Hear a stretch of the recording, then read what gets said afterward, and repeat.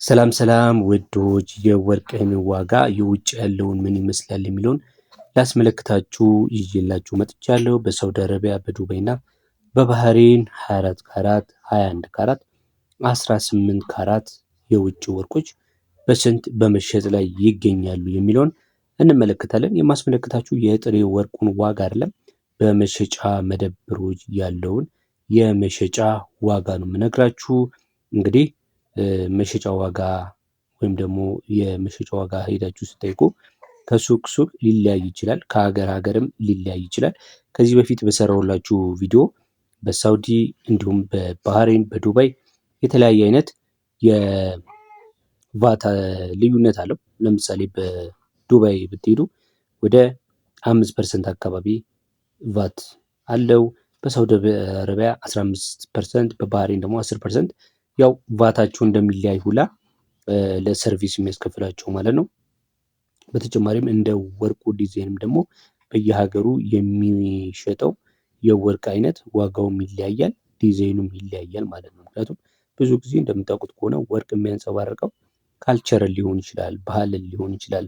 ለምሳሌ የኛን የሀገር ውስጥ ወርቅ ስትመለከቱ እና የውጭ ወርቁን ስትመለከቱ በጣም እጅግ ሰፊ የሆነ ልዩነት አለው እና ዛሬ ማስመለክታችሁ ምንም እንኳን በተለያየ የሱቅ መደብርና መሸጫ ቦታ ስትሄዱ መረጃን ይዛችሁ ከመሄድ ባሻገር የእናንተም ጎበዝ ተከራካሪ መሆን እጅግ በጣም ትልቅ የሆነ ተጽዕኖ አለው። ምክንያቱም ጥሩ ከተከራከራችሁ በጥሩ ዋጋ ወርቁን ይዛችሁ ወደ ቤት ልትገቡ ትችላላችሁ።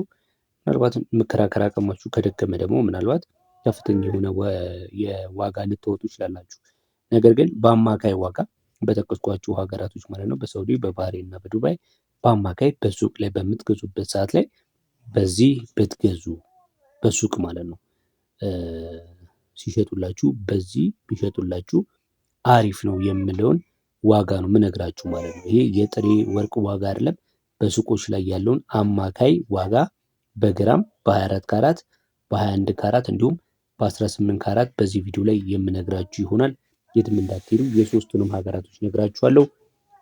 ለዚህ ዩቲዩብ ቻናል አዲስ ከሆናችሁ በዚህ ዩቲዩብ ቻናል ላይ የሚቀርቡ የተለያዩ ከወርቅ እንዲሁም ከምንዛሬ የተለያዩ የቢዝነስ መረጃዎችን ወደ እናንተ የምናቀርብበት ዩቲዩብ ቻናላችን ነው። ሰብስክራይብ ማድረግ አይረሳ። ቪዲዮን ላይክ በማድረግ ጀምሩት። አሁን ወደ ሀገራቱ የወርቅ መሸጫ ዋጋ እንሄዳለን። እንግዲህ እነዚህን መረጃ ያገኘ ነው አማካይ የሆነ ዋጋ ማለት ነው። የተለያዩ የሽያጭ መደብሮች ያወጡትን አማካይ ዋጋ በሚል ነው ይዘነው የመጣ ነው እና ከ18 ካራት የሳውዲ አረቢያ ነው ጀምረን የምንነግራችሁ። በሳውዲ አረቢያ የ18 ካራት መሸጫ ዋጋ ማለት ነው ከ390 ሪያል እስከ 393 50 ሳውዲ ሪያል ብትገዙት አትጎዱም። አሪፍ የሆነ ኦፊሻል የሆነ በመደበኛ የሆነ የሱቅ ዋጋ ነው ገዛችሁት የሚባለው ማለት ነው። ከ390 በታች ካገኛችሁ ትሰዩ።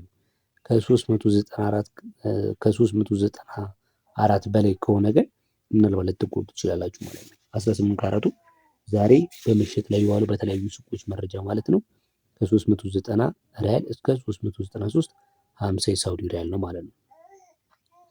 21 ካራቱ ውስጥ ካላችሁ እንግዲህ ይህም የሳውዲ ነው ከ454 13 ሪያል 454 የሳውዲ ሪያል እስከ 456 የሳውዲ ሪያል በአማካይ ዋጋ የ21 ካራት 1 ግራም ወርቅ በሳውዲ ዛሬ ሲሸጥ የነበረበት ዋጋ ነው ማለት ነው።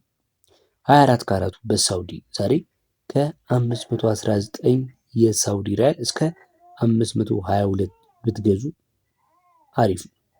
24 ካራቱ ማለት አንድ ወቄት ወርቅ የሚባለው ነው። ኢንተርናሽናል የሆነ 100% ፒውር የሆነው ወርቅ ማለት ነው። በአንድ ግራም ከ519 የሳውዲ ሪያል ጀምሮ እስከ 522 ዛሬ ሲሸጥ የነበረበት ዋጋ ነው ማለት ነው። ቀጣይ የምንሄደው ደግሞ ዱባይ ነው። ዱባይስ ስንል በዱባይ 18 ካራቱን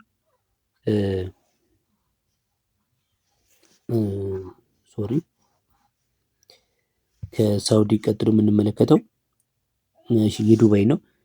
ከ382 ከ26 እስከ 390 ዱባይ ብትገዙ በጣም አሪፍ ነው።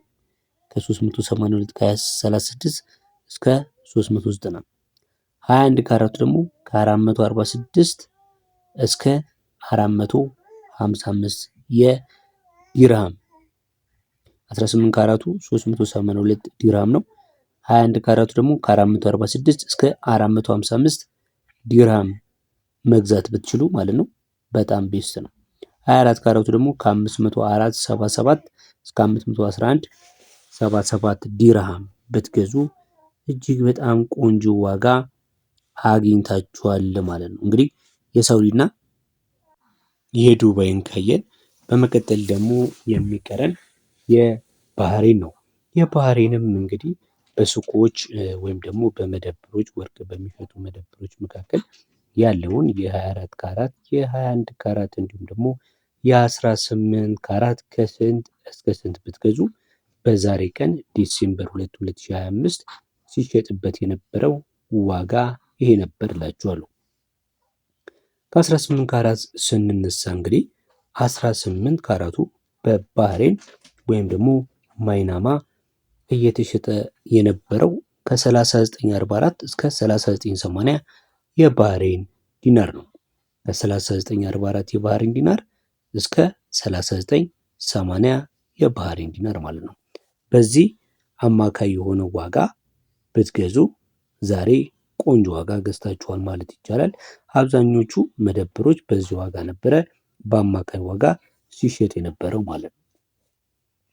ቀጥሎ የምነግራችሁ ደግሞ የ21 ካራቱን የባህሬን ይሆናል። በባህሬን 21 ካራቱ ወርቅ 1 ግራም ማለት ነው በ46 ዲናር እስከ 46 ከ20 ዲናር በመሸጥ ውሏል። የ20 ሳንቲ ዲናር ልዩነት ነው እንግዲህ ከ46 ዲናር እስከ 46 ከ20 ዲናር ሲሸጥ ውሏል ማለት ነው። ሌላው የምንመለከተው ደግሞ የ24 ካራቱን 1 ግራም ወርቅ ይሆናል።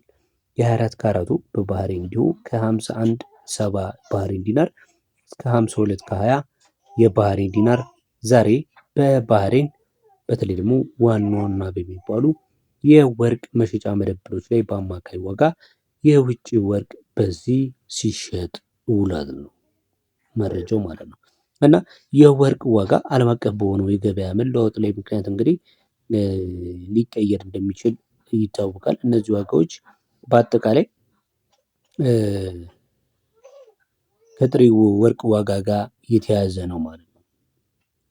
በሱ ላይ የተወሰነ ዋጋ ጭማሪ ነው ያለው ማለት ነው። እና መሸጫ ሱቆች እንግዲህ ከፍም ዝቅም ሊያደርጉት ይችላሉ ከተለያየ ዲዛይን ጋር በማገናኘት ማለት ነው። እንግዲህ የባህሬን የሳውዲ እንዲሁም ደግሞ የዱባይ የዛሬ አማካይ የሆነ የወርቃቸው ሲሸጡ ሲገበያዩበት የነበረው በ24 ካራት በ21 ካራት እና በ18 ካራት ይህንን ይመስል ነበር ማለት ነው። እንግዲህ ነገም ያለውን ዋጋ ተከታትለን የምናሳውቃችሁ ይሆናል።